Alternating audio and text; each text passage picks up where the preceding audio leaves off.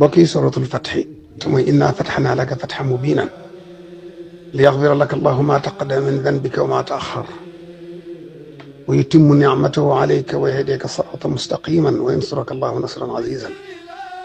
saar woowu nga jàng ko ba ca maxfiratan wa ajran aziman ba saar wa yam guddi gi jëkk ci weeru koor bari na ngëneel lool bokk na ci rek suñ borom dana la aar wattu la ci at mépp ci lépp loo ragal waaye ku ko mën a saxal nag ba weer wi jeex guddi gu ne nga jàng ko loolu moom nga ne kenn mënu koo lim dafa bari lool am nit ñu taamu lool di ko jullee di ko naafila ñeent rakka moom saar wi ci guddi gu ne yooyu yëpp ay ngëneel yu bari ci suratul Faatiha ci koor am na it ñu yàlla may xam-xam baatin ñu wax ne ku ko man bis bu njëkk bi nga bind benn aaya bisu ñaareel bi nga bind ba ca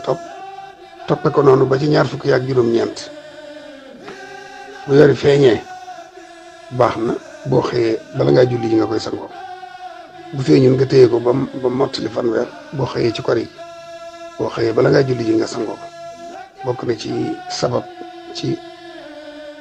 kàttanu yàlla ak ndimbalam bokk na ci sabab wërsëg yombal ko ak yaatal ko jërë ngeen jëf